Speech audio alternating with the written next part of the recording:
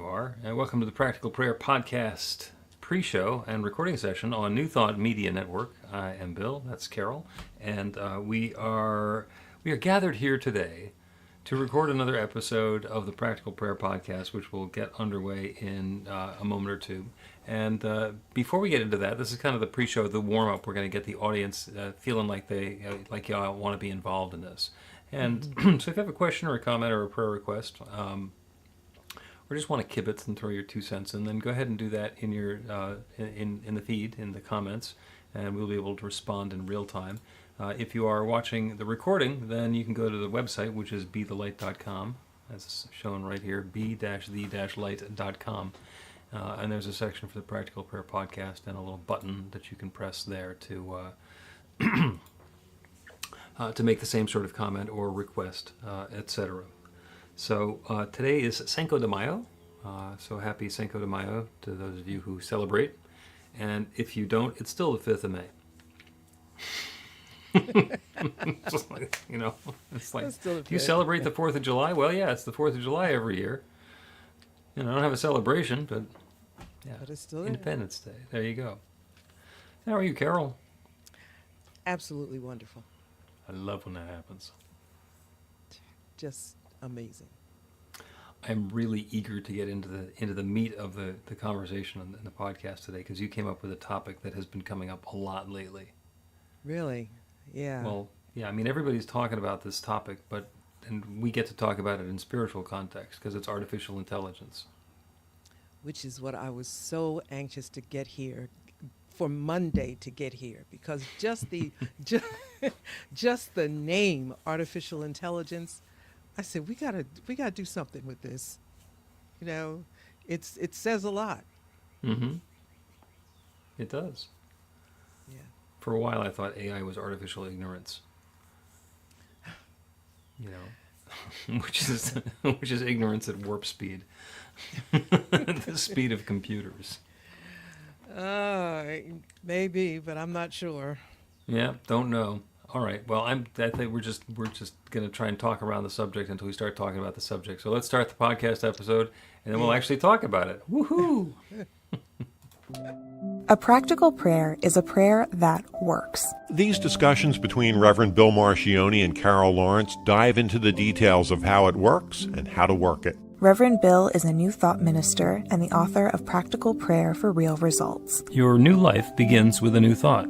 Carol Lawrence is on a spiritual quest, finding the New Thought teaching after decades on the pulpit in 3 different traditional denominations. I've got some questions. Together, they're exploring the philosophy and activities that come together from many of the world's religions to create the practical spirituality that is New Thought.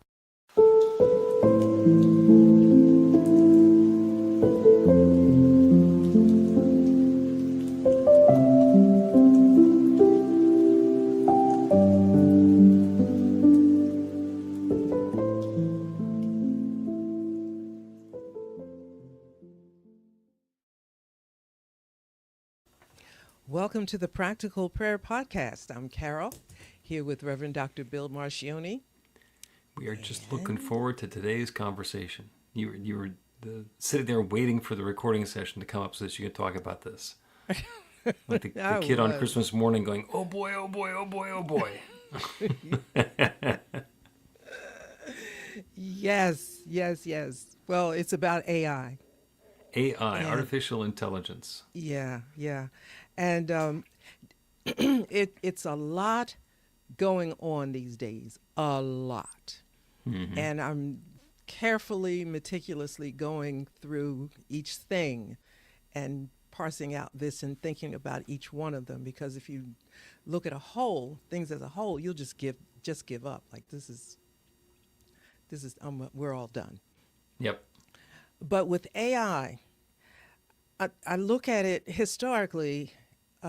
AI, sort of, with a broad brush, has been coming along all along, with computers and everything. And right. People said, no, it's not going to last. And that's ridiculous. Progress, anything that no, it's not gonna, good for you.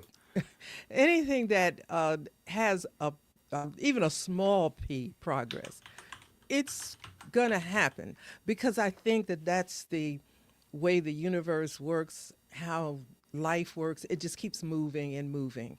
And it's not going to move and stay the same. It's always going to be some enhancements or whatever. So this one happens to be a big one. Maybe not so big as we think because I think it's been creeping in all along. But now it's here. And it is quite frightening because I hear people talk about their jobs and they're being replaced. And actually, I went to a restaurant and it was a robot that came to the table and took the order. It was fascinating, but it was also a little bit, I wasn't worried about my food. I was worried about like, okay, so here's a couple people out of a job right here. I could see that. Mm-hmm. So that's the big concern. But here's my big concern. Let me say my biggest concern is that it will make people not think. You know what I mean? You become, I'm trying to not say ugly words. You become a drone because things are happening, even in, I don't know. Like, okay, let me just say this. Like, let's say people get chat or whatever the thing is, whatever one you choose, to write your sermon. Yep. Or to write your books. They're saying we can write your ebooks and we'll get them published. What happens to the brain? Do you know what happens to that makes me concerned. I think it's the products that come out of AI, wonderful. You could tell by just this whole segment right here. I can be extremely wordy. So I'll take my 3-page whatever, dump it in chat and say, I need help, condense this, please. That, my prompts are real simple. Just say this better, whatever. Right. And it gives me something. So I would never be able to do it because it just shrinks that one page down to a short paragraph. I'm elated, I'm out there, I'm happy. But I'm not trying to get my book published. I want to do my own work. Does it make people stupid? You know what I mean? Are we going toward that? Well, at the risk of sounding harsh or critical, people don't need machines to make them stupid. People have a long history of being stupid all on their own. Well, okay. Did I bring this to the right person? And that said, there's a couple of different ways that you've just described using artificial intelligence and what we would describe as generative AI, which is the one where you can give it some words and it'll come back, it'll put some words together. The way that you're using it is letting AI do some editing and some basically some formatting and summarizing to take the ideas that you have come up with and said, distill this down to a shorter version of this, or to a summary, or to a title. And especially when you're getting down to the really short ones, I like to say, to make my prompt to the generative AI, give me 3 or 5 different suggested titles for this. Mm-hmm. Give me 3 versions of a summary of this content. And the benefit of that is that it's starting with what I started with, and it's narrowing it down, and it's applying the rules of communication and the rules of literature and grammar and punctuation to figure out how can I make this into a short sentence that gets the essence of what was already in the message there. Mm-hmm. So that's kind of reductive. And especially when you tell it, give me 3 or 5 different versions, it's going to give me if it gives me 5 versions, I know that I have 4 that I don't like. Or I might have 3 that I don't like and 2 that I'm going to combine together. So there will be a bunch of garbage. Now, unfortunately, a lot of times people, and you use, when you're talking about thinking, if you just say, give me one version, it's as likely to give you the first one that you would have thrown out as the miraculous, the home run version. Mm-hmm. When we have 5 versions, we get to make an evaluation. We get to bring our brains back into it and say, what is it? Which one of these suggestions is actually saying what I wanted to be saying? Mm-hmm. take that in the opposite direction. You say to people, oh, let ChatGPT write your book. Well, ChatGPT in that case is going to take the topic that you have for the book and go find all of the information that's ever been written or that was ever written as of 3 years ago or whenever the large language model got programmed. And it's going to give you the best seeming ideas from that time and make that be your book. So your book is going to say exactly the best things that everybody else has already said. Does that make it a good book? It makes it as good as all of the other books. But it doesn't make it your book. It just makes it your topic and everybody else's, not even best information, just most common information. You know, technically the way that the generative AI works is you say, give me the content based on this, and it'll start with a word, and then it'll find the other words on that topic that seem to follow in the right progression, and it'll give you the most likely, most effective, most often used combinations. It's going to tell you exactly what other people have told you, and possibly more efficiently and more concisely, but it's always going to be something that somebody else already said. It's not thinking anything up. So that's the real of it. Mm-hmm. How many people on the planet are going to know, going to even look at it from that perspective? It's use this. Now, here's, these are the commercials that are on. And I'm on, what is this? Whatever it is, like YouTube or something. Mm-hmm. And it's telling you, it's AI all over the place. You ask AI, da-da-da-da-da-da. And Right. it's all this excitement. And I'm thinking, but I don't want what you just said. I don't want the best of all 150 people or 1,000. I want Everybody who's ever written anything. Yeah, I mean, I love ancient wisdom and sacred texts and all that. I love that. I would even say, give me information from that. But I don't want the whole thing. Now that's me. That's me. Mm-hmm. What I'm probably overthinking this, I'm sure. But people will disappear. Don't discredit yourself for overthinking something, because most people are going in the opposite direction at this point. Okay. Yeah, I just kind of want to make sure I'm not being negative. That was a big part of why I brought it up, because I know that you know the intricacies of this and you understand that better than I do. I just don't want the human mind to disappear. And because of laziness. This is a quick way to do this. And like your brain can shrink if you don't use it. And but that's never discussed. And of course it wouldn't be, because that's not going to sell any money. Well, yeah, it's not going to be discussed by the people who are selling the tools and talking about how great they are. So here's a scenario, and this is sort of a philosophical scenario. So there's, the grand champion chess masters, the people who are at the top of their game playing chess, and there are some of them who can play, 6 different games against different opponents at the same time and keep all of the games in their head and be able to play back and forth. And they're world-class chess players. Mm-hmm. And you get the two top chess players in the world to play against each other, and it's a real battle to see how it is that they're going to approach the game. You get a computer program in there that has been trained to play chess, which is a very complicated game, but it has a very specific set of rules and a really limited set of possibilities. Like the board is only going to be so big and there's only going to be so many pieces. And for a long time there was a competition. Can the computer beat the chess master? And I think it was IBM's Watson, supercomputer. And they finally got it to the point where it could consistently beat the chess master. So then you get a second Watson computer, and you have the two computers play against each other. And do you care who wins?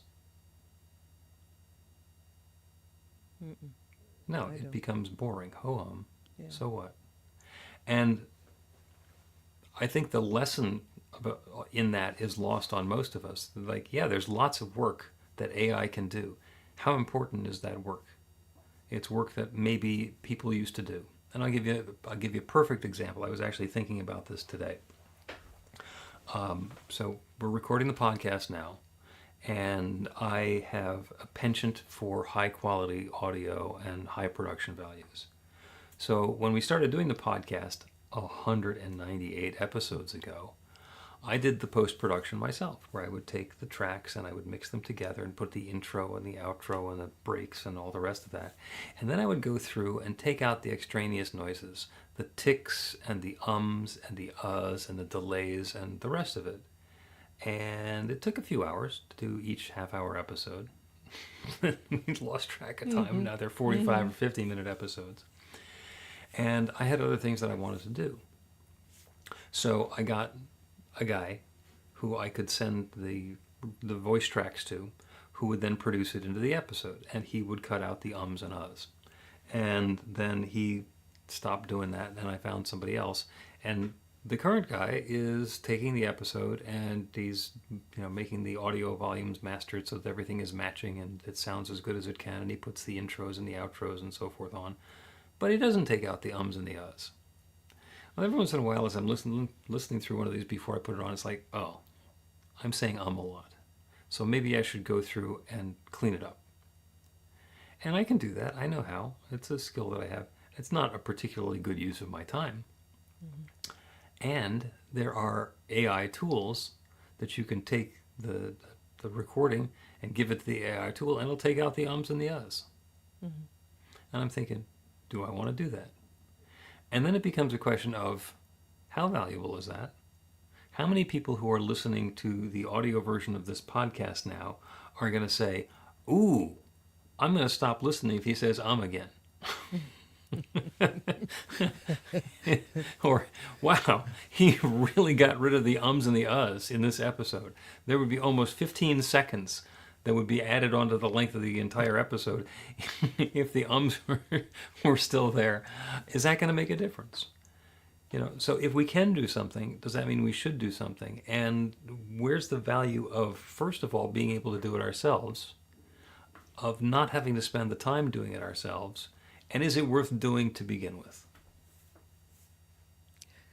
100% I'm with you, because exactly the same thing I had gone through. And it was a struggle, because I thought I developed this skill and I feel good about this skill to be able to take out this, and this, right? And not to mention it takes an hour to do all that. But you hit the nail on the head. How important is this? In terms of my time, that's number one. And nobody cares. Nobody cares. Somebody cares, but not enough people care enough to make it worth doing.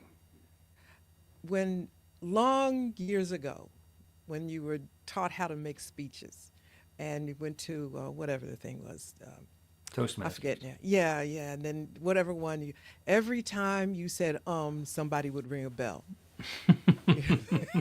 So that would trigger the da da da da. Now you look at videos, nobody gives a flip.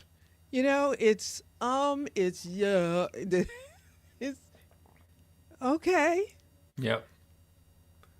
That's just where it is. But is that a bad thing? I don't know. I had a job, and this was early 1980s. Remember beautiful music, elevator music? Mm-hmm. The 101 strings. And the music at that point was on LPs, on vinyl.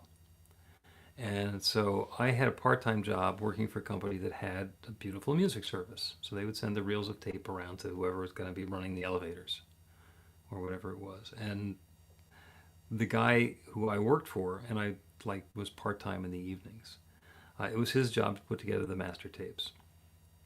So he had this incredibly high-quality audio studio with the best turntable in the world. And so he would take the 101 strings LP, and he would clean it meticulously and get rid of the static, and he would put the needle down on it. He would record the whole thing onto high-speed tape. Now, usually, recording tape goes at 7.5 inches a second. The fast ones went at 15. He did this at 30.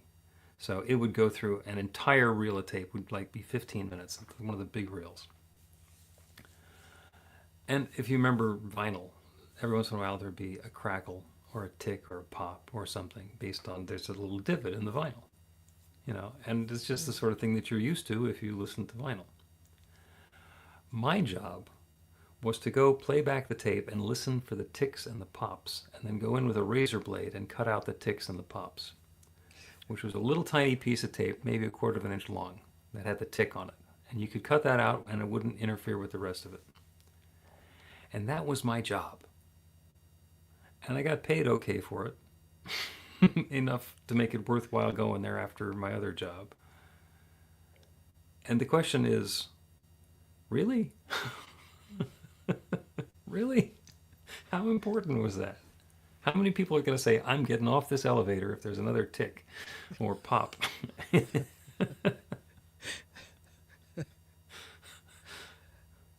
You do have to make that assessment, and it's a generational thing too as well, because I'll do something, and I know how to make reels and shorts and all that, but I like complete sentences. I like complete thoughts.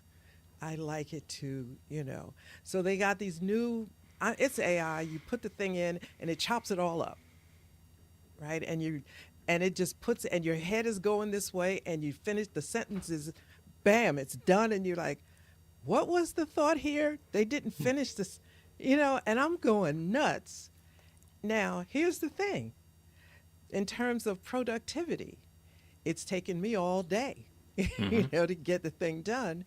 This thing they're talking about, you can put out 75 in a minute, or, exaggerating, right. But you could put out 20 times as much as what I'm doing. Right. And I'm like, oh no, I want a complete thought. And, and this thing is going, now you're talking about likes and shares and donations and whatever it is monetarily. Right, whatever your metric is. Yep. And all of that's tied into it.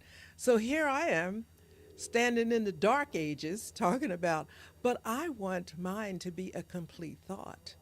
I want it, because I don't want my head looking like nobody cares. We don't know that nobody cares. We don't know if nobody cares. If you get somebody who goes back and looks at those VHS tapes of you that were recorded in 1987, and you look at what you were wearing and you look at what your hair looked like and you go, oh my God, how did I ever let that get out into the world?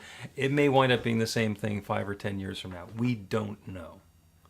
We don't know if anybody's going to come to their senses. What you're talking about is the equivalent of somebody saying, wow, this chef in this restaurant, this cook, is meticulously putting these high-quality steaks on the grill and paying attention to each one of them and flipping them and turning them and being a professional about it. It would be so much easier to take that meat, throw it into the grinder, turn it into hamburgers, and you make every hamburger the same way. You can put it on an assembly line, and how much quicker that is. And that might be true, but you also might have missed the point. Quality. There might be something different that we're going for. Let's take a break. We will we'll listen to a little promotion for a book that was not written with artificial intelligence.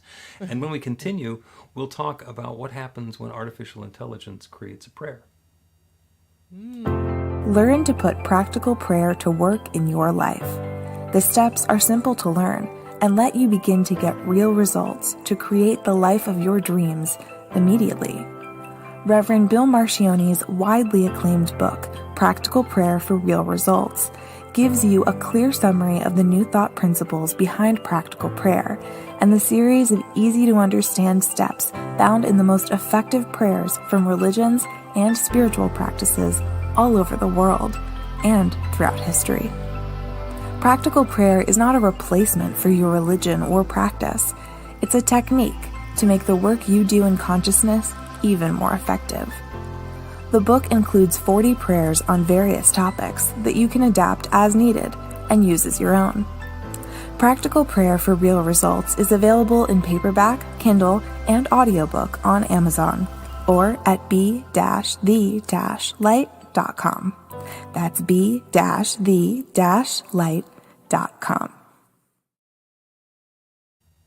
Welcome back to the Practical Prayer Podcast. I'm Carol, here with Reverend Dr. Bill Marchiony. We're having a fascinating conversation about artificial intelligence and how we can save time or improve quality or just sort of gloss over the fact that we used to be interested in one thing and now we're interested in something else. Before the break, though, I promised to talk about artificial intelligence and practical prayer. And I did an exercise in my practitioner class last year. And I went into ChatGPT and I asked ChatGPT to create a 5-step practical prayer, spiritual mind treatment, the same thing, for prosperity, and to label the steps. And it came out with a 5-step practical prayer for prosperity, and it was pretty good. Mm-hmm. Now, as an instructor, I would have pointed out a couple of things, but overall, for that part of the class, we were in the first year and the second term, it was not bad. And the question for the class is, okay, so this is a prayer for prosperity. Whose prosperity are we praying for? And is this an effective prayer? And is it going to create a result? Because we call it practical prayer for real results. What result is this prayer going to create? So I came up with my own conclusion, but I'll ask you, Carol, what your thoughts are on that. I was listening really carefully because I went through something years ago. What you're talking about doesn't bother me that much at all, really. Let me tell you why. Because in my community, in the African American church, back in the day, the majority of the churches probably didn't have money to buy prayer books. Mm-hmm. They did not have money to buy prayer books. They could, hymnals was it, bring your own Bible.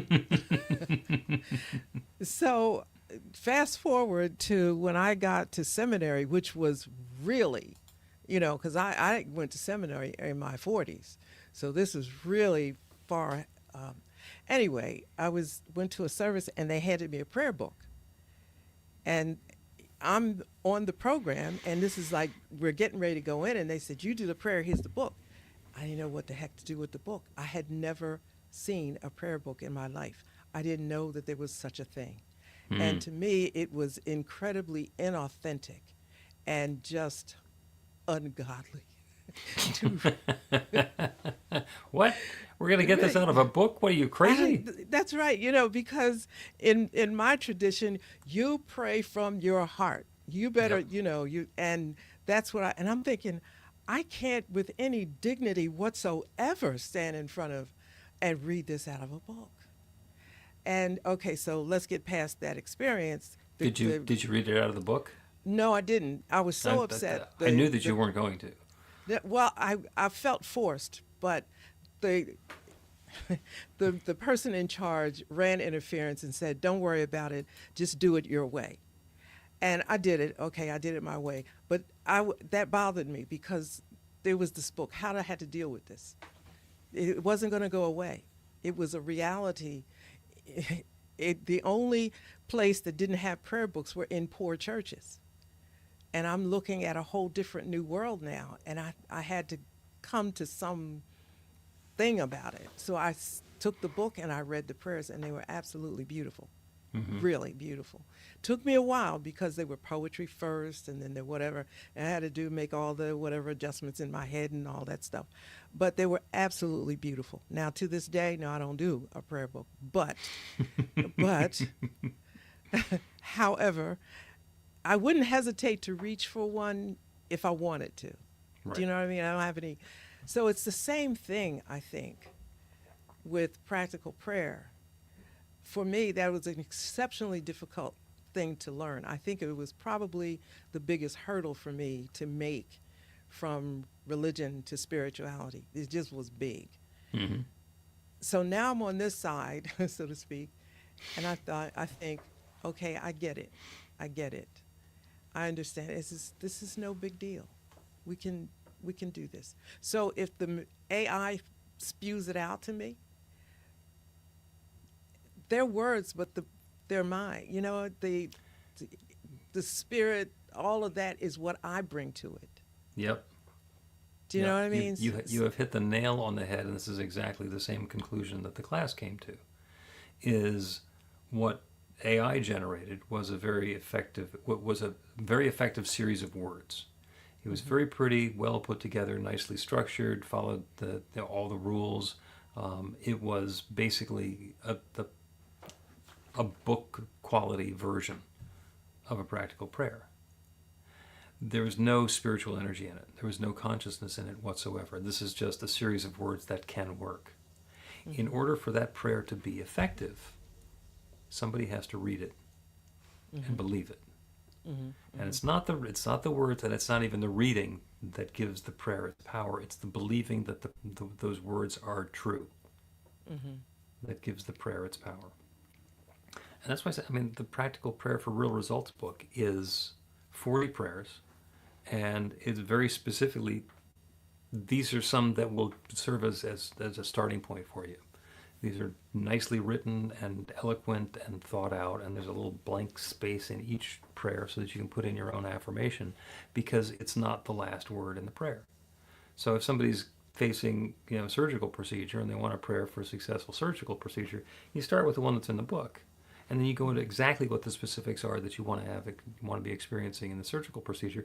And if there's something scary about it, then you bring that into the prayer as well. And suddenly, it's not about what's in the book; it's about what's in the belief system, including what's in the pivot. If I'm thinking this is going to be a problem, well, I'm going to turn over in this direction. What does that look like? What does that feel like? And when artificial intelligence creates the prayer, it's nothing. It's nothing until somebody reads it and believes it and puts the power into it with their consciousness. Is what ChatGPT wrote something that I believe? Because the words are put together in a way that induces or inspires my believing. Do I believe this? And if I do, that's when it becomes active. Yeah. And I look at things now. This is a tool to help me, or that I could use to maybe do something quicker or better or smooth it over. Do you know what I mean? Get the rough edges out. Because when I ask Chat to look at something, I'm not looking for Chat to come back and say, oh, no, this is wrong, da da da da da. It's taking off the rough edges. It's taking out the unnecessary words that I'm putting in. I'm describing something and I'm taking 5 lines to describe it, and it's just taking all that out, and I'm looking, thinking, this is exactly what I'm saying. It's just saying it better. Right. So I'm still there. Right. The God voice, the divine or whatever is still there. It's just said in a better way, more efficient, which allows me to do more, and it's also to me a teaching tool, because I've looked at stuff that it has given back to me, and I'm thinking, okay, now you got to learn how to say you got. There's a little, I call him a little dude. He's not a little dude. He's in his 20s, but he does something on YouTube, and it's very much what I do. But his language, his everything is different. It's just wildly different. And I look at him because he gives me language that I don't have. Right. That is better for 2025. And so since I'm going to say these, right, I'm not packing it in, right? So since I got all this gray hair, I need some current language so that I'm not obviously this woman with the gray hair that you're not going to hear. So I look at this little guy who I thought was, I can't even handle this. But I see he's giving me language. Now, some of the language he uses I can't use, but Yep. but I said, okay, I get it. And so we're made better. That's what I mean about the progress part. We can use it to be better, but not in place of. Right. Because then what happens to you? And then here I'll go to my thing again. I don't want to do all that, but we have. Can I just tell you one more thing? Yeah. I was looking at Elton John, and he was singing. I guess that's why they call it the blues. Something. It came on, and I said, "Oh, let me look at this. I haven't heard it in a while." And it was obviously it was an old thing, and the orchestra, they were people doing the music. And I was just so fascinated, like I always am, to see, and I imagined what had to happen, what kind of energy, what kind of God movement was in this to get everybody to play this beautiful music together like that. And so I'm just almost teary-eyed because I can see it. Now, ain't nobody playing anything. They're pushing the buttons. What happened to the synergy, the divine synergy, and all of that? It's not like nobody is playing the instruments. It's like not as many people are because now there's an alternative. As you were talking, I was thinking about a friend of mine from high school, Adrienne, who's a percussionist, and she's continued to be a percussionist. And there was a thing on social media a couple of weeks back about how she and the orchestra were playing in a church and they were performing from the upper choir loft. And the video was about her and her son lugging the timpani up the stairs into the choir loft. Because who thinks of that? Before you even get to the point where the conductor is going to point at you and say play, it's like, no, I gotta get these 4 drums from my house up into the choir loft. Yeah. And how much is it worth? How valuable is it? And or do we attach value to those things? When people were talking to me years ago about doing a podcast, and I spent 10 years in the broadcasting business, and I had an attitude, and I'm very freely admit that I had an attitude, because it used to be when I was going to go and do an hour or 2 or 4 hours, somebody would have to go and get a license from the Federal Communications Commission and build a very tall tower and buy an expensive transmitter and let me be the only person using it for those 4 hours in order to make it worthwhile. Like, no, we want you to be doing this. And by the way, there are only 18 of these in town. And you get 1/18 of whatever is available for people who are going to be listening. And that's different than pumping something into podcast land. And I had an attitude about that. So the question for me these days, and I don't have an answer, if I were on a 100,000 watt FM station and it were a particular time of day in a major market, would I produce the show and let it go out the way that it goes out now? Are my production values, are my standards as high as they would be if somebody had bought a 100,000 watt transmitter for me? And that's a question that we all get to ask ourselves. Because if it's still got that level of value, if I'd listened to this person, whether they're on the broadcast or they're on national network, or if it's something that happens to be on a USB drive that I found in the parking lot, if the value is in the content, then it's different than let's make sure that the production values of the content match whatever the communication media is. It's a tough call. It really is. I was also thinking, I was watching a Tina Turner concert, and my husband said, he looked at it and he said something entirely different. We weren't discussing it. He just said, can you imagine all the 18-wheelers that it took to get all of that equipment there and set it up and the lights and how much it cost? And I'm looking like, do you see this fabulous, whatever? But look at all that it took to make it happen. Yep. And now you could do it, almost push button, and everybody's happy. Yeah, I mean, I could see the difference. Yeah, and rock and roll tours or music tours still have 18-wheelers filled with lots of stuff because they want to take whatever the the artistic content is and make it a valuable presentation. But So- clearly not what it was, before. It doesn't have to be. I A just lot don't more want. computers now. Yes, and I think computers are good, and I don't want to be, like poo-pooing. I don't. I just don't want people to lose their giftedness and their creativity. Just give it away or let it die, because it's Yeah. gotten us so much beauty this far. I There don't want is to lose that. There's a gift in here. There is a gift in here. Let's take another break, and we will wrap up with a prayer on AI, which will be either artificial intelligence or authentic intelligence.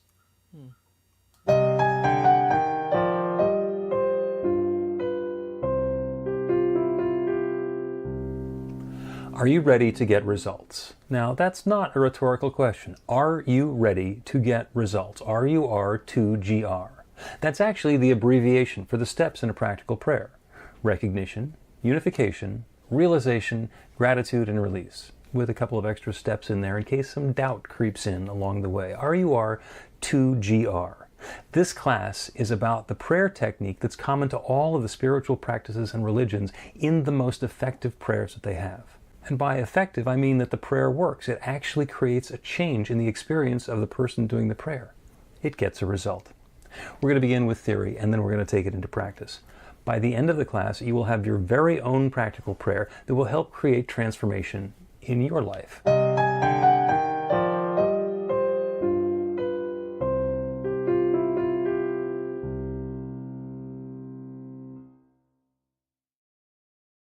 Welcome back to the Practical Prayer Podcast. I'm Carol, here with Reverend Dr. Bill Marchiony. We've spent an episode today talking about AI, artificial intelligence, and the implications of artificial intelligence, and what happens when we lean on it too much, and what happens when it slips out from under us, and the amazing possibilities that it brings to us. So this has been a wonderful conversation, and it's a great topic, and Carol, loved your story about the prayer books. Because if you have a prayer book, then it can be a wonderful way to get started with a prayer. And if you don't have a prayer book, it doesn't mean you can't do prayer. It just means you get to start someplace different. So we're going to do a prayer today about AI. And it's not praying to the God of artificial intelligence. It is understanding where the line is between artificial intelligence and authentic intelligence. There is a God-given gift that each of us possesses, which is that awareness. There is something that has brought consciousness into our experience. And we describe it in the prayer. There's one power and presence, one love, one source, one intelligence, one creative power that creates everything. That one has created each of us. We call it spirit or nature or God or the Big Bang. Whatever it is that we call it, it is the source from which everything is blossoming. Everything that exists everywhere is that one expressed in a unique way. And it continues to express and unfold and evolve itself as all of its creation. Everything is that divine presence taking specific and particular form. That includes me and each person within the sound of my voice. That includes all of the scientists and technicians and inventors who are involved in creating artificial intelligence.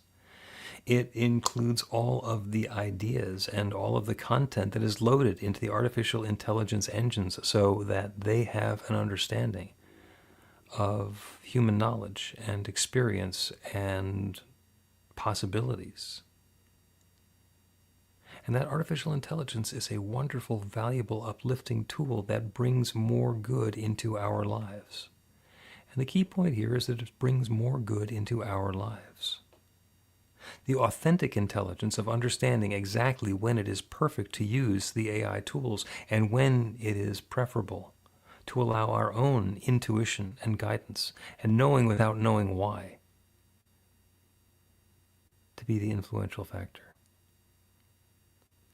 Understanding and awareness and knowing is available without having a specific list of facts that make it true. It is possible to have an aha moment. It is possible to have a brilliant insight. It is possible to have a gestalt, to know something is true, and then be able to chase it down and have it turn out to be true. And that is not something that is artificial. That is something that is authentic.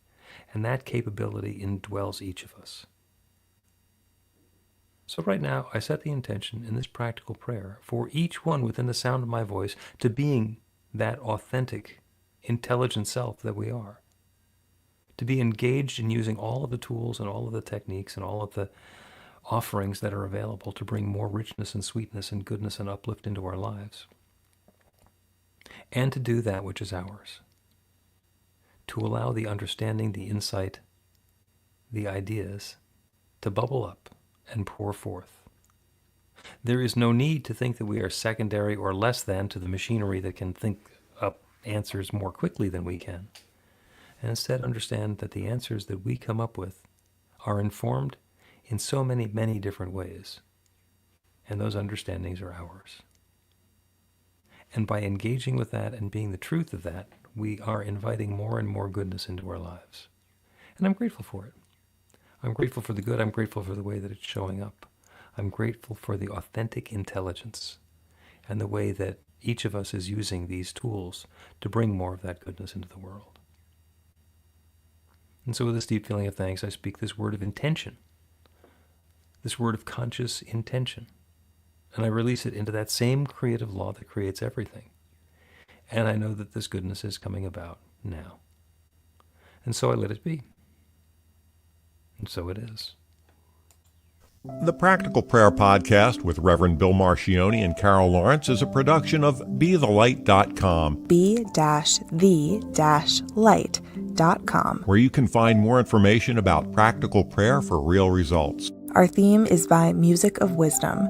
You can learn about the spiritual community of New Thought Philadelphia with daily guided meditations, Weekly celebrations of spirit, and Reverend Bill's classes in practical spirituality at newthoughtphilly.org.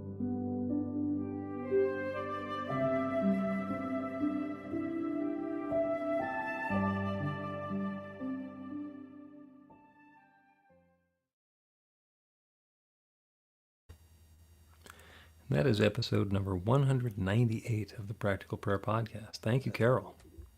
That was really good. That was wonderful. And I didn't even get to how we can compete with artificial intelligence. But, hey, we're only at number 198. We got time. We got time. We can surely get to that one. Yep. It's not like it's going anywhere. That's true. And the other thing that I didn't mention is that all of those movies from the 70s and 80s and 90s that were talking about how the machines are going to take over the world, and it's everything from the Terminator to the Matrix. Mm-hmm. You know, the machines, started fighting with the humans, and now there's this existential battle to stay relevant because the machines determined that the problem is us. That would be right. Yeah, and I rewatched the Terminator, the original one, mm-hmm. with, naked Arnold Schwarzenegger in the beginning of the movie. And the year that they were coming back from was 2025 or 2024. Uh-huh. Okay, that would be interesting. I should do that. I was like, okay, well, we think things aren't going that well, but if you take a look at the future where the machines are like shooting laser beams at people, we don't have it so bad. Yeah.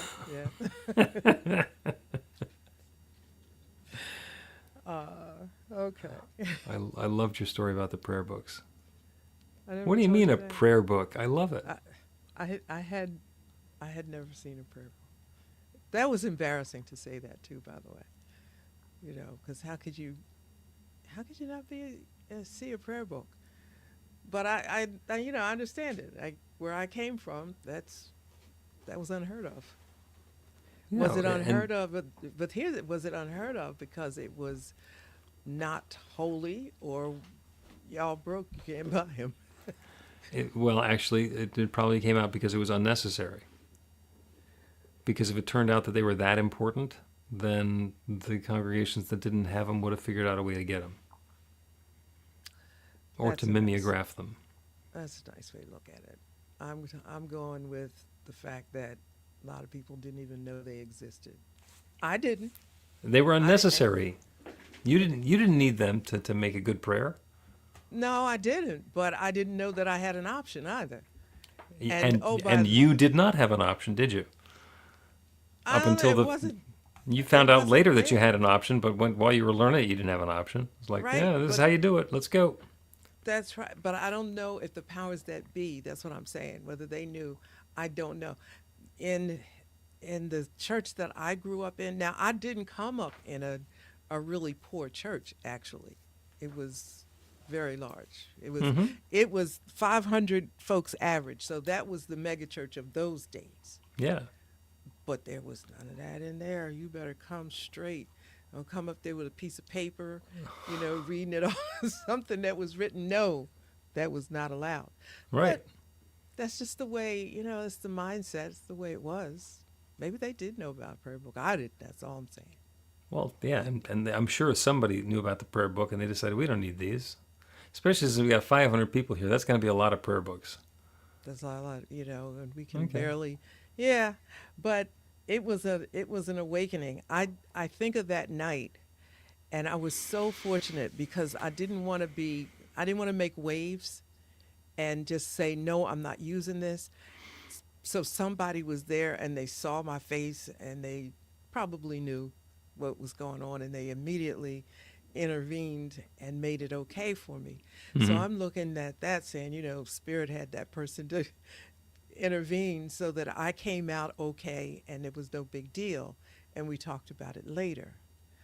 And, I felt a little embarrassed, but I still had to work with that.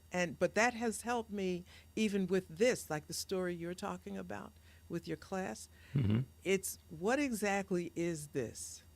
It's a piece of paper with some words, and it's a guide, like the 5 parts of the prayer, the practical prayer is a guide. Right. So, okay, just go with the guide and step into it, you'll be okay. But it took a bit. Yeah. Yeah. And if you believe that the prayer is going to work, you don't need the 5 steps. And if you don't believe the prayer is going to work, then the 5 steps is a great place to start. Because at least organizes our thoughts and gives us the highest chance of creating something in our mind that we're going to believe. Mm-hmm. You do know that practical prayer is high in prayer, though. You do know that, right? You have mentioned that from time to time, yeah. Yeah, there's- it's a lot more going on in there than you imagine. Oh, I know what's going on in there. I just don't tell everybody. Yeah. Okay. Yeah, it's high, but it's also, if you don't know what's going on in there, it makes it even more difficult. Or and not just difficult. I don't know if it's even as effective if you don't know what's going on in there. It's a lot to know. It's a lot to know. Yep. And there's always more to know. No matter how much we know, there's more to know. Yeah. Yeah. Okay. So. All right. Let's wrap this up, and then we'll continue, and we'll talk about anti-gravity or something next time. See you later.